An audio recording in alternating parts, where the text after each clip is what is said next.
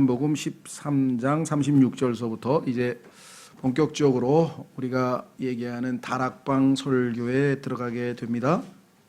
물론 설교는 14장 1절서부터 시작이 되는데요. 그 배경이 36절에서 38절까지 나와 있습니다. 말씀드린 것처럼 예수 그리스도의 공적 사역은 12장에서 마무리되었고 이제 제자들과 13장에서 17장, 그래서 요한복음 13장에서 17장까지가 성경에서 가장 친밀한 사이의 대화인데, 물론 이제 예수님과 제자들과의 대화인데, 참 예수님께서는 굉장히 참으로 단순하시면서도 본질적이고 핵심적인 이야기를 하셨고, 제자들은 때로는 어리둥절해하면서 있었는데 아직 성령께서 임하시지 않은 상태, 성령이 내주하시지 않은 상태이기 때문에 감당하지 못할 것들이라고 말씀하셨습니다. 주님도. 그래서 성령께서 오시면 감당하게 되고 기억나게 되고 다 깨닫게 해 주실 것을 약속해 주셨죠. 다행히 우리는 이미 성령님을 우리 안에 모신 이후에 이 말씀들을 대하기 때문에 예수 그리스도께서 약속하신 것처럼 우리가 말씀을 알고 깨닫고 또 우리가 믿음으로 행할 수 있게 되었죠. 자, 36절에 시몬 베드로가 그분께 이르되 주여 어디로 가시나이까? 라고 지금 질문을 했습니다. 왜냐하면 33절에 끝부분에 내가 가는 곳에 너희가 오지 못하리라 한 것 같이 지금 너희에게도 그렇게 말하노라 하면서 지금 예수님께서 어딘가 가실 것처럼 이렇게 말씀을 했는데, 아직 십자가의 길에 대해서 확실치가 않았던 제자들이기 때문에 예수님께서 가시는 그 길이 고난의 길, 보통 우리가 혹시 들어보셨는지 모르겠어요. 라틴어로 Via Dolorosa, 가끔씩 이 뭐 코람 데오라든가 이 라틴어 또는 헬라어를 사용을 하는데, 신학자들이 자꾸만 그런 걸 사용하시는 것 같아요. 그러니까 의미를 부여하기 위해서 그렇겠죠. 우리나라에도 좀 중요한 어떤 상황이 발생하면 이 사자성어를 동원해 가지고, 그렇죠? 그걸 사용을 하는 걸 보면 이 서양에서도 이 가끔씩 그런 표현들을 쓰는 것 같아요. 그래서 예수 그리스도께서 가셨던 그 고통의 길을 보통 우리가 라틴어로 비아, 길이란 뜻이고요. 돌로로사, 고통스럽다 이거죠. 고통의 길이라는 말을 쓰는데, 그 고통의 길을 잘 모르기 때문에, 십자가의 길을 잘 모르기 때문에 그분께 이르되 주여 어디로 가시나이까 하니 예수님께서 그에게 대답하시되 내가 가는 곳에 네가 지금은 따라올 수 없으나, 그렇죠? 너희는 죄인인데 어떻게 십자가에 달릴 수 있느냐? 십자가는 죄 없는 나만이 속죄 헌물로 하나님 앞에 받아들여지지 아니하였느냐? 나는 6월절 어린 양으로 이미 검토가 다 끝나고 검사가 다 끝나서 흠도 없고 점도 없고 완전한 하나님의 죄 없는 희생물이라는 사실이 하나님 앞에 받아들여져서 오직 십자가에 달릴 수 있는 자는 나 한 사람뿐인데 너는 지금 내가 가는 길을 따라올 수는 없다. 그렇죠? 예수 그리스도께서 인간이 되셔야 될 이유, 인간의 속죄를 위한 것이고요. 두 번째, 예수 그리스도께서 단 한 번도 죄가 없으셔야만 하나님 앞에 속죄 헌물의 자격을 갖출 수 있는데, 온 우주에서 이 두 가지 요건을 갖추신 분은 예수 그리스도 한 분뿐이셨습니다. 그래서 여기에 보시면 내가 가는 곳에 네가 지금은 나를 따라올 수 없으나 나중에는 따라오리라 하시거늘. 그렇죠. 이제 성령께서, 예수님이 부활 승천하시고 성령을 보내셔서 이제 이 땅에서 예수 그리스도를 따르는 삶을 살게 하셨죠. 그래서 우리를 성경에서 하나님을 따르는 자다. 예수 그리스도의 그리스도인들의 칭호가 followers of God 이란 표현이 나와 있고요. 예수 그리스도를 하나님을 따르는 자들이라 이렇게 얘기를 했고, 자, 바울도 내가 예수 그리스도를 따르는 것 같이 너희도 나를 따르라 이렇게 얘기를 했습니다. 따르는 자들입니다. 개역 성경에는 그것을 본받는 자 이렇게 얘기를 했는데, 그렇죠? 본받는 자가 잘못하면 흉내만 내고, 그래서 중세 그 신비주의자 중에 뭐 책 내용이 나쁜 건 아닙니다만은 책 제목을 영어로는 Imitation of God이라 돼요.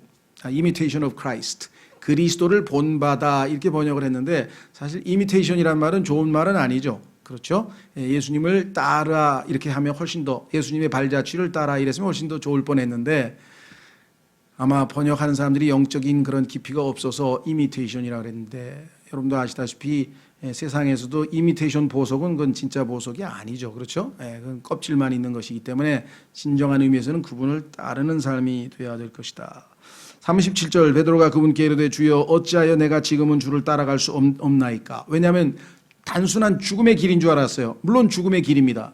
그러나 죽음의 길뿐이 아니라 죄가 없어야 십자가에서 하나님 앞에 속죄 헌물로 드려질 자격이 있는데 그걸 모르는 베드로는 목숨만 바치면 되는 줄 알고 내가 주를 위해 내 생명을 내놓겠나이다 하매 그래도 제일 깨달음이 빨았네요. 아, 죽으러 가시는구나 이렇게 생각을 했죠. 그러나 십자가는 아무나 질 수 있는 게 아니죠. 그래서 예수님께서 그에게 대답하시되 내가 나를 위해 내 생명을 내놓겠느냐. 꾸짖진 않았어요. 그러나 육은 그렇죠, 약하죠. 영은 그렇죠, 원하나 육은 약하나이다. 예수님께서 겟세마네 동산에서 기도하실 때 제자들에게도 그 말씀을 하셨죠.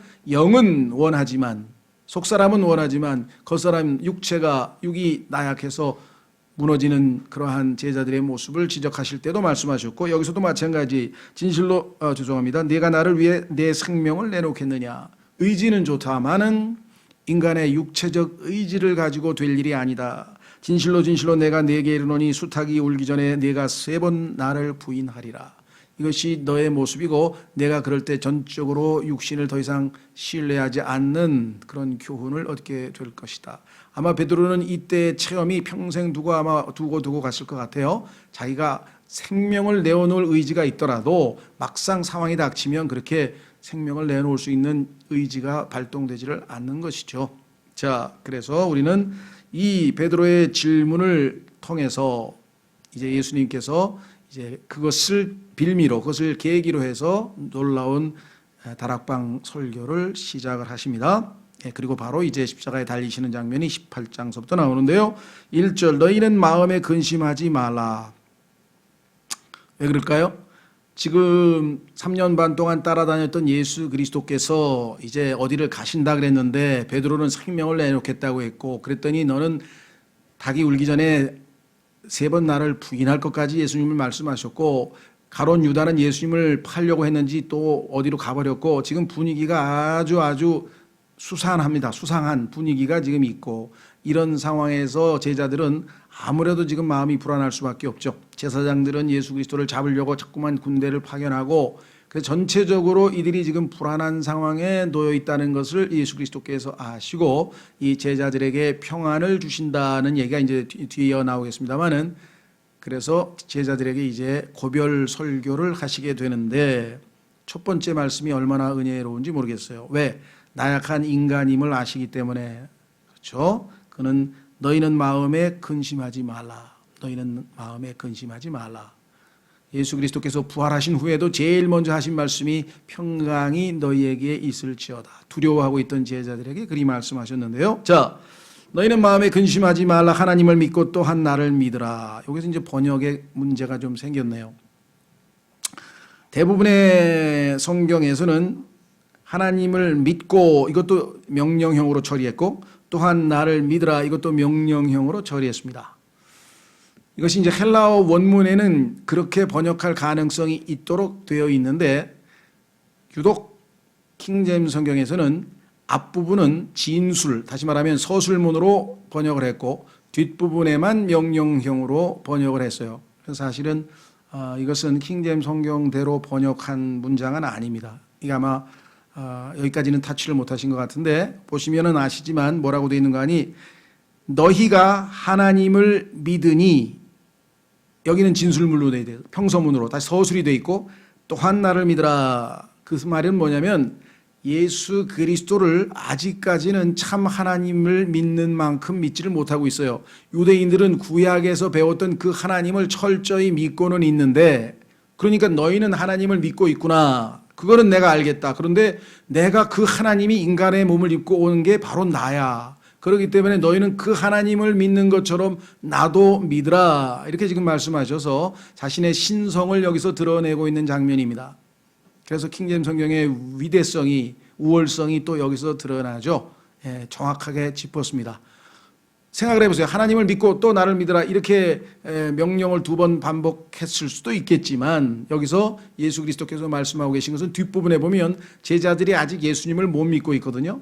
그런데 유대인들은 구약의 하나님은 잘 믿고 있습니다. 나름. 그래서 너희가 하나님을 믿으니 인정해 줬어요. 너희는 하나님을 믿고 있으니 나도 믿으라 이렇게 되겠죠. 또한 나를 믿으라. 나도 믿으라. 이렇게 얘기를 했습니다. 자, 제일 먼저 예수 그리스도께서 제자들에게 당부하신 말씀은 믿음입니다. 신뢰. 이것이 우리의 전부죠. 그래서 우리는 우리의 삶을 신앙생활이라, 믿음생활이라, 그리고 우리의 정체성을 믿는 자라, 믿는 자, believer. 그렇죠? 하나님을 믿는 사람입니다. 내 아버지 집에 거할 곳이 많도다. 그렇지 않으면 내가 너희에게 말해 주었으리라. 내가 너희를 위해 처소를 예비하러 가노니 가서 너희를 위해 처소를 예비하면 내가 다시 와서 너희를 내게로 받아들여 내가 있는 곳에 거기에 너희도 있게 하리라. 자, 예수 그리스도께서는 어디로 가는지 답변을 하셨습니다. 아버지 집으로 갑니다. 하늘로 가시는데요. 자, 여기 보시면 거할 곳이 많도다. 이 표현도 조금 자꾸 오늘은 번역의 문제를 제기해서 좀 죄송한데요. 왜냐하면 너무 추상적으로 번역하셨어요. 이게 이제 개역 성경도 이렇게 돼 있고 그냥 부주의하게 넘어가신 것 같아요. 아니면 뭐 이유가 있으신지 제가 함부로 판단은 못 하겠습니다만은 킹제임스 성경에는 정확하게 mansions라고 돼 있어요. 그래서 한글 킹제임스 성경은 저택들이라고 제대로 잘 번역을 한 것 같아요. 내 아버지 집에 저택들이 많도다. 큰 집을 얘기하는 것이죠. 맨션이라고 하는 것은. 근데 거할 곳 이렇게 하면 너무 추상적이죠. 그렇죠? 예, 그래서 이것은 개역 성경을 포함한 좀 부주의한 성경들의 번역이고 정확한 성경 번역은 여기 나와 있는 것처럼 킹제임스 성경에 many mansions, 많은 저택들이 있도다.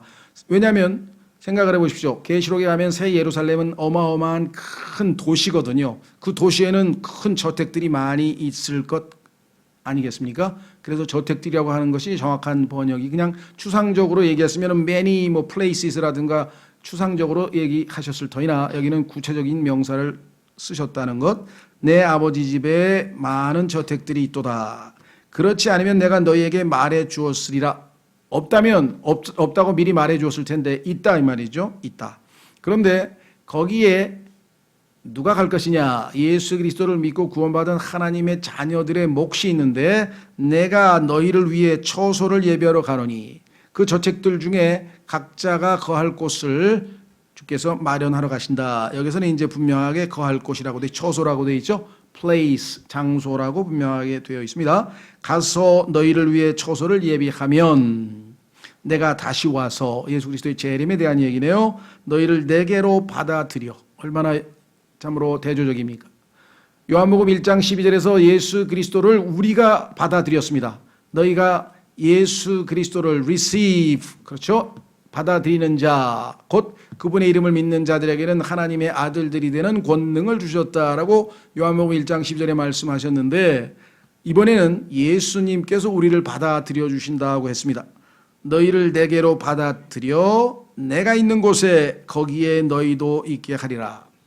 초점은 하늘이 아니고 예수 그리스도입니다. 우리가 하늘에 가는 이유는 예수 그리스도께서 거기에 계시기 때문에 예수님과 함께 있기를 원해서 가는 것이지 하늘 자체가 좋다는 것보다는요. 초점을 하늘이 아니라 내가 너희와 거기에 너희도 있게 하리라, 함께 있게 될 것이라는 사실이죠. 자, 요한계시록 20장으로 가보시면요. 요한계시록 20장으로 가보시면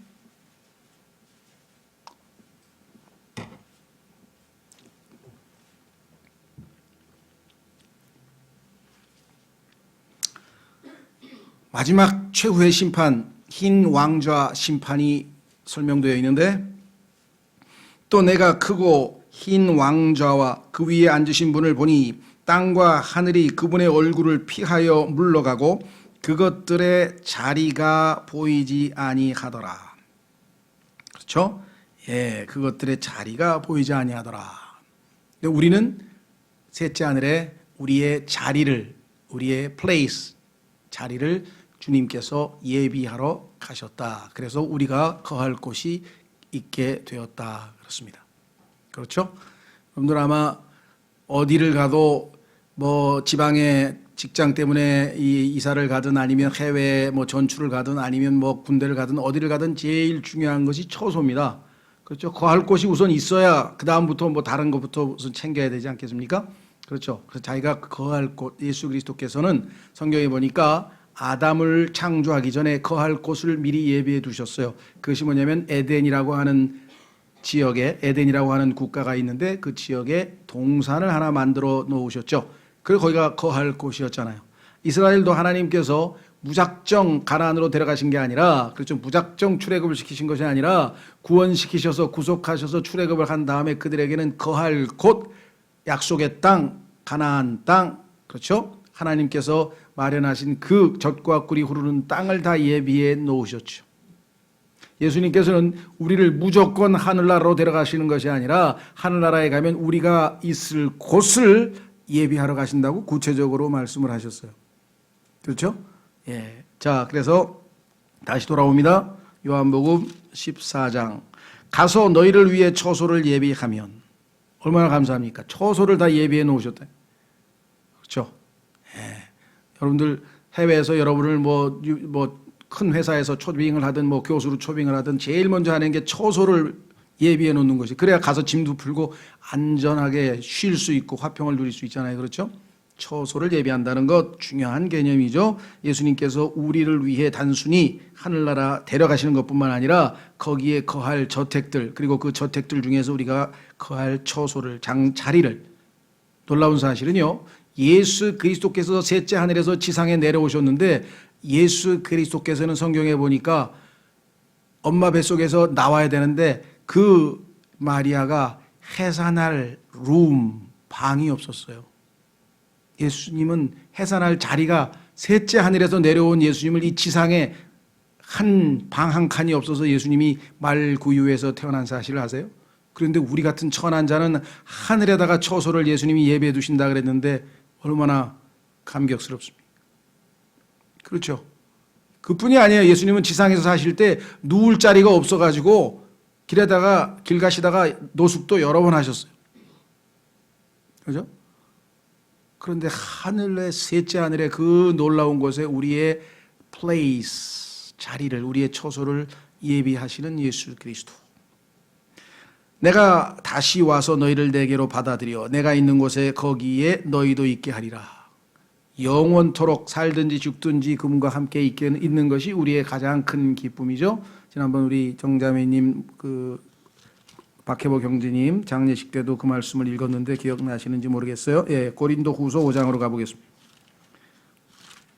하늘나라에 가면 길바닥이 다 투명한 순금의 대문이 진주로 된 벽들이 12가지 보석으로 된 어마어마한 저택들에 거기서 사는구나. 그게 좋은 게 아니고 하늘에 가면 예수님이 계시는구나. 거기에 초점을 맞추셨는데 거기에 초점을 맞추셨. 자, 고린도 후서 5장에 보니까 이렇게 나와 있네요. 8절. 내가 말하노니 우리가 확신에 차서 원하는 바는 차라리 몸을 떠나 주와 함께 있는 그것이라. 그러면 우리가 함께 있든지 주님과 이 지상에 함께 있든지 아니면 떨어져 있든지 그분께서 받아주시는 자가 되려고 수고하노라. 우리의 목표는 함께 있든지 떨어져 있든지 그분께서 받아주시는 자가 되려고 수고하노라. 자, 그래서 더 원하는 바가 8절이죠. 몸을 떠나 주와 함께 있는 그것이라. 그것이 우리의 가장 큰 소망이고 기쁨입니다. 그래서 예수님이 우리의 소망이죠. 예수님이 우리의 소망입니다. 다시 돌아옵니다. 14장.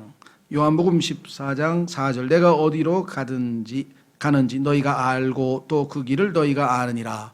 예수님은 글쎄요, 알고 있다고 미리 짐작하신 것인지 제자들에게 도전을 주기 위해서 지금쯤이면 너희는 충분히 알고도 남을 텐데 3년 반 동안 나와 함께 다녔는데 내가 어디로 가는지 알고 또 그 길을 너희가 아느니라. 나는 아버지에게로 가고 아버지께로 가는 길은 예수 그리스도 한 분밖에 없다는 것, 그게 곧 길이라는 사실을 알 텐데 글쎄요, 예수님께서 모르고 하신 소리신지 알고 하신 소리인지는 문맥으로 봐서는 모르겠는데요. 하여간 제자들에게는 도전이 됐죠. 도마가 THOMAS, 토마스라고 하는 영어의 이름인데요. 우리말로는 이걸 왜 도마라 그래가지고 어감이 안 좋게 만들었는지 모르겠어요. 영어로는 토마스죠. 토마스 아퀴나스, 토마스 에디슨. 이 토마스라는 이름이 아주 유명한 이름이고요. 스페인에도 토마스란 말이 있죠. 토마스. 이 다 괜찮은데 우리는 도마라고 또 이상하게 번역을 해놨네요. 하여간 도마가 그분께 이르되 주여 주께서 어디로 가시는지 우리가 알지 못하거늘 어찌 그 길을 알겠나이까 하매 솔직해서 좋긴 좋았는데 예수님께서 그에게 이르시되 내가 곧 길이요 진리요 생명이니 나를 통하지 않고는 아무도 아버지께 오지 못하느니라. 그러니까 예수님이 가는 곳은 아버지께로 가시는 거구나 라는 사실을 이미 밝히셨고, 그것은 곧 내가 곧 길이다 이거예요. 너희가 나를 따라와야 나를 길로 취해야. 그렇죠? 하늘나라에 가는 길은 딱 하나뿐입니다.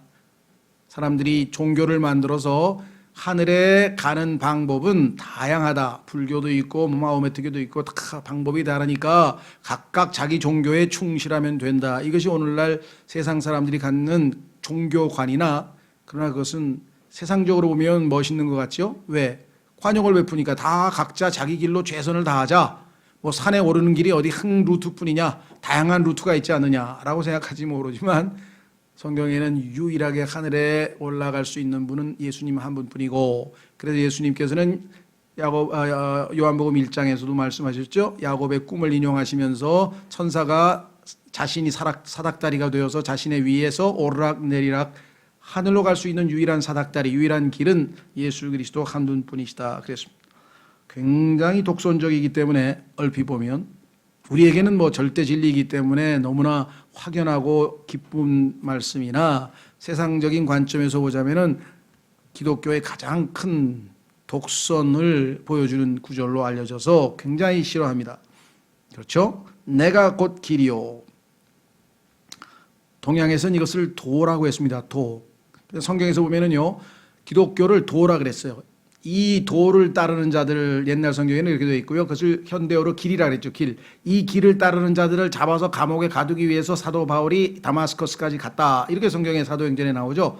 그러니까 기독교 전체를 한마디로 하면은 도예요. 도. 그 어떤 도냐? 예수님이라고 하는 도. 예수님이 곧 길. 그렇죠? The way. 그랬어요. 내가 곧 길이요.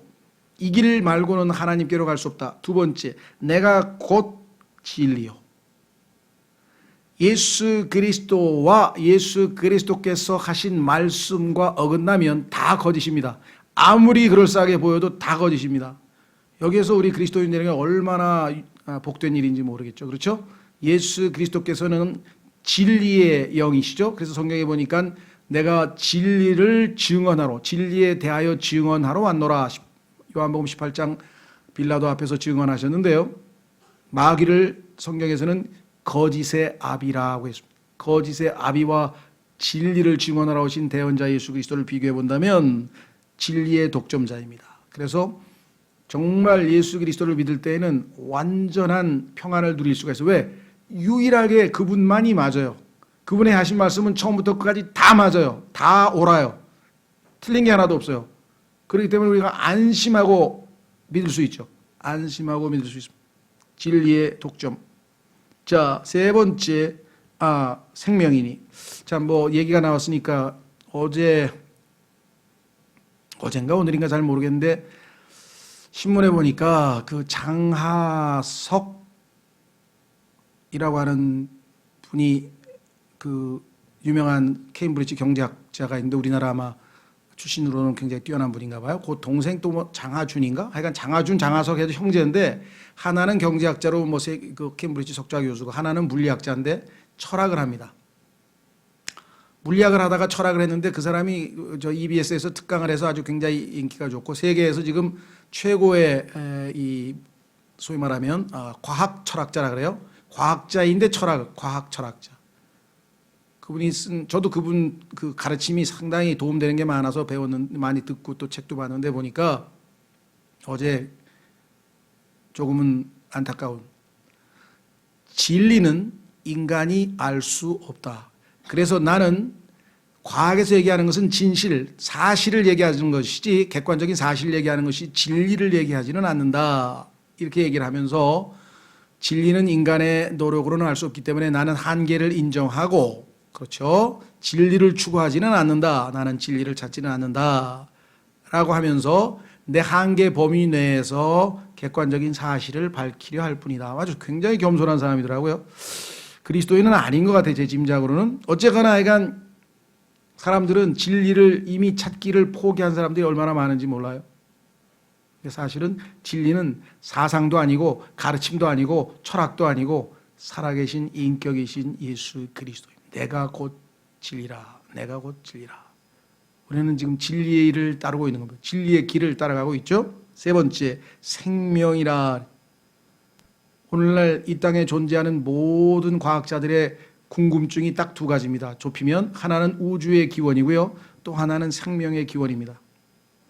우주의 기원과 생명의 기원을 밝히려고 셀 수 없이 많은 돈을 쓰고 있어요. 지금 목성을 탐성을 하고 뭐를 하고. 우주의 기원은 하나님이 창세기 1장 1절에 나와 있고, 생명의 기원도 역시 창세기 1장에 나와 있는 하나님이시죠. 그렇죠?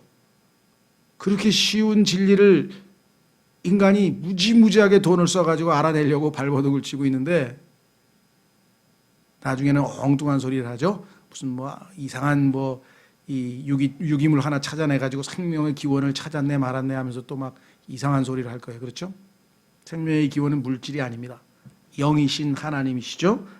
내가 한 말들이, 너에게 한 말들이 영이요 생명이라. 생명은 영으로부터 나온다. 그래서 예수 그리스도께서 생명이십니다. 생명의 근원 되시는 분이시죠.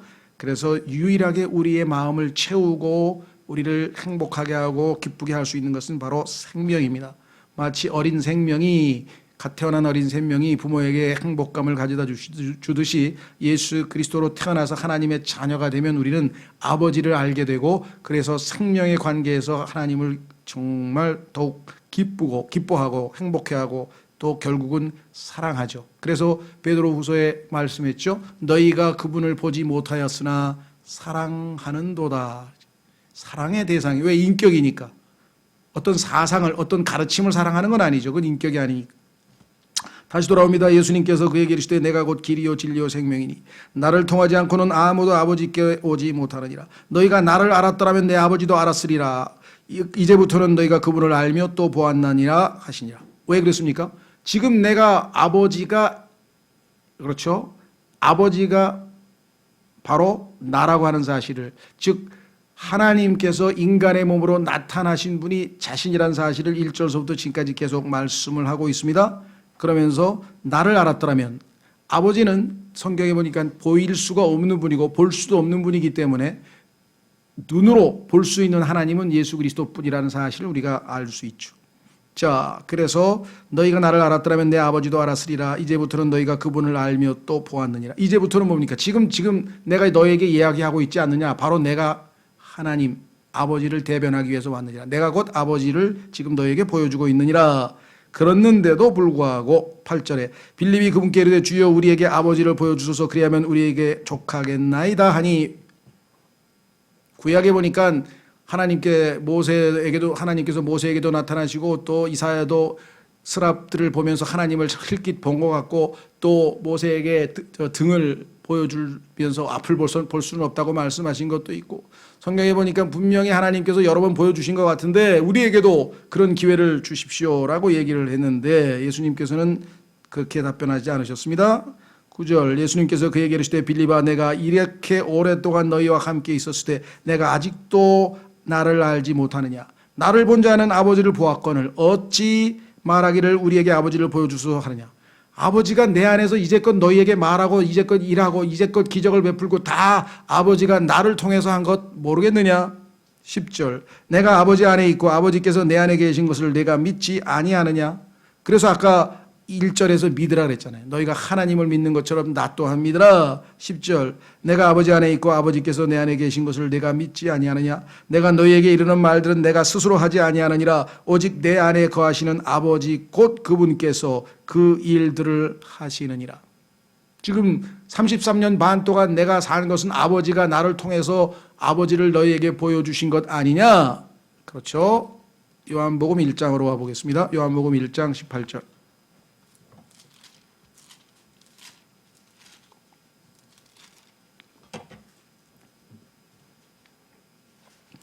요한복음 1장 18절 아무도 어느 때나 하나님을 보지 못하였으되 아버지 품속에 계신 독생자께서 그분을 밝히 드러내셨느니라. 33년 반, 그러나 특히 공생애 3년 반 동안 계속해서 아버지를 드러내 보여주셨는데 왜 또 아버지를 보여달라 그러냐? 아버지는 네 눈으로는 볼 수도 없어. 그리고 보이지도 않아. 그런 분을 내가 인간의 몸을 입고 나타나 지금 보여줬는데 내 아내에게 아버지께서 일하신 것을 못 믿겠느냐? 기적을 아버지께서 베푸신 걸 못 믿겠느냐? 이렇게 말씀하셨죠. 그래서 예수님은 할 수 없이 제자들의 믿음 때문에 이렇게까지 말씀을 하셨네요. 11절 내가 아버지 안에 있고 아버지께서 내 안에 계신다는 내 말을 믿으라.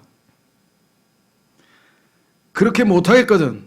제자들 믿음의 수준으로 봤을 때에는 아니 그걸 어떻게 믿으란 말입니까? 이럴 사람이 또 있었는지 바로 그 일들로 인하여 나를 믿으라. 내가 이제껏 한 모든 기적들 그게 사람이 할 수 있는 일이더냐? 죽은 자를 살리고 무리를 걷고 내가 한 일들을 보고 아 이분은 하나님의 아들 맞구나 하나님 맞구나 라고 믿으라 이렇게 말씀하셨죠. 12절 진실로 진실로 내가 너희에게로니 나를 믿는 자는 또한 내가 하는 그 일들을 할 것이요 또 이것들보다 더 큰 일도 하리니 이는 내가 내 아버지께로 가기 때문이라. 너희가 내 이름으로 무엇을 구하든지 내가 그것을 행하리니 이것은 아버지께서 아들 안에서 영광을 받게 하려 하심이라. 너희가 내 이름으로 무엇이든지 구하면 내가 그것을 행하리라. 자 조심하십시오. 12절서부터 14절까지는 소위 말하면 은사주의 교회를 다니는 분들에 의해서 엄청나게 남용되었고 잘못 해석되어져서 무리를 일으키고 그렇죠. 어떤 사람은 예수 그리스도께서 물 위를 걸으셨는데 그렇죠. 예수님은 한 10분밖에 안 걸으셨다면 더 큰 일을 한다 그랬으니까 나는 1시간 동안 바다 위를 걷겠다 이래가지고 빠져 죽은 사람도 있고요. 예수님도 더 큰 일을 한다고 이거를 잘못 믿어가지고 그런 사람 한둘이 아니에요. 성경에 있는 말씀을 아무거나 뽑아서 자의적으로 해석한 다음에 믿는다고 가면 안 되죠. 그렇죠? 예, 지금 이 말씀은 너희에게 이르노니 12제자에게 하신 말씀이에요. 왜? 예수님께서는 지금 현재 이 땅에서 3년 반이라고 하는 짧은 기간 동안에 일정한 정해진 구역 안에서만 일을 하셨기 때문에 제한이 있죠. 그러나 제자들은 이제 아시다시피 성령을 받고 전 땅끝까지 흩어져서 이제 복음을 전하러 가게 되고 그들 통해서 하나님께서 많은 기적과 이적을 베풀어서 심지어는 에이프론을 만지기만 해도 병이 낫고 이런 기적들을 많이 베푸셨습니다. 그렇죠? 그래서 지금 제자들에게 하시는 말씀을 확대 해석해서 나에게도 해당되는 것처럼 착각해가지고 여러분 가운데 예수님보다 더 큰 일 한 사람 한번 손 들어보세요. 나 이 말 믿고 했는데 진짜 되더라. 한번 손 들어보시라고. 엉뚱한 짓들을 하면서 사람들에게 무모한 이 사람들 진짜 무모하기가 끝이 없다라고 하는 그런 비합리적인 모습들로 사람들에게 그렇게 함부로 갖다가 붙이면 안 되죠. 그렇죠? 예. 다만 우리도 우리 안에 성령님께서 내주하시기 때문에 우리를 통해서 하나님께서 하시고자 하는 일들을 다 하실 수 있죠. 이것을 영적으로 완전히 받아들이지 말라는 얘기가 아니라 영적으로 우리에게 얼마든지 교훈으로 적용하지만 직접적으로는 당연히 12제자에게 하신 말씀이고요. 그렇죠? 내 이름으로 무엇을 구하든지 내가 그것을 행하리니. 그러면 지금부터 주님 예수님의 이름으로 명합니다. 어제 산 로또가 당첨되게 해 주시옵소서. 그럼 당첨되나요? 그렇게 해석을 하니 이 극단적으로 얘기하면 그렇게 해석을 해가지고 무리를 일으키는 사람들이 있다니까요. 투자를 했는데 그 투자가 뭐 100% 한 달 만에 2배로 된다고 믿습니다 하고 막 예수님의 이름으로 기도합니다 하고 갖다가 넣어보세요. 다 날라가지. 여러분들 이런 잘못된 적용으로 얼마나 많은 사회적 무리를 일으키고 본인 자신도 피해가 되고요. 그렇죠? 예, 조심하셔야죠. 자, 내 이름으로 무엇을 구하든지 내가 그것을 행하리니. 예수님의 이름으로 구하는 기도의 특성은 뭐냐? 1차적으로는 제자들이지만 우리에게 영적으로 적용하더라도 뒤에 조건이 붙어 있어요. 그것은 뭐냐? 이것은 내 아버지께서 아들 안에서 영광을 받게 하려 함이라. 아버지께서 영광을 받으실 그런 기도 제목이 아니면요, 내 이익을 위하거나 내 편리를 위하거나 나의 문제를 해결할 그런 기도는 여기에 해당이 안 되는 겁니다. 물론 우리는 아버지의 자녀이기 때문에 아버지께 들어주시든 안 들어주시든 모든 기도를 다 할 수는 있어요. 그렇죠? 예. 그러나 여기에서 그분이 응답하시는 기도는 내가 아버지의 영광을 위해서 내 몸을 내어드리고 나를 통해서 아버지께서 영광 받으시기 위한 그런 기도라면 우리 안에서 예수님께서 행하시겠다 이 말이에요. 뒤에 써 있잖아요. 14절에 너희가 내 이름으로 무엇이든지 구하면 내가 그것을 행하리라. 아까 말씀드린 것처럼 그렇죠. 로또 사놓고 예수님의 이름으로 기도하오니 응답하여 주옵소서. 이게 하나님 앞에 드려질 기도냐 이 생각을 해보시죠. 그걸로 인해서 하나님께서 영광을 받으실 건 영광이 아니라 하나님께 이름의 모독을, 그렇죠. 세상 사람들이 뭐라 그러겠어요. 저거 완전 미신이네. 기독교 완전 미신이야. 라는 인상을 준 경우가 지금 이 땅에 얼마나 많습니까? 방송에서 무슨 뭐 나오는 기독교 비리는 거의 90%가 하나님의 영광을 위해서 한 기도가 아니고요. 하나님의 영광을 위해서 한 사업도 아니고요. 전부 자기 개인 이익을 위해서, 육신을 위해서, 자기 만족을 위해서 한 기도요, 행위요, 이 모든 것 때문에 욕을 먹는 거잖아요. 그렇죠? 성령께서 내주하시면 전혀 이와 같은 모습과는 다른 기도를 하게 됩니다. 아버지께, 그렇죠? 영광 받으실 수 있는 그러한 기도를 하죠. 자, 그래서 12절서부터 14절까지는 절대로 오해해서는 안 됩니다. 그래서 이 말씀을 1차적으로는 유대인 제자들에게 하신 것이고, 우리에게 영적으로 당연히 기도 응답할 수 있죠. 받을 수 있죠. 아버지의 뜻대로 구하면 들으신다라고 분명하게 말씀을 했죠. 우리에게도, 우리 그리스도인에게도 있잖아요. 아버지의 뜻대로 구하면 들으신다 그랬습니다. 우리가 성경 해석에 있어서 이러면은 조심해야 되겠죠. 자, 그래서 다음 시간에는 이제 성령님을 보내시겠다는 약속을 이제 설교하시는 내용으로 넘어가겠습니다. 오늘 말씀들을 기억하시면서 길이요 진리요 생명이신 예수 그리스도를 알게 하시고 아버지께로 갈 길을 보여주신 분 예수 그리스도께 이 시간 감사하고 또 예수님을 이 땅에서 바르게 잘 따르는 삶을 살게 해달라고 잠깐 기도하겠습니다.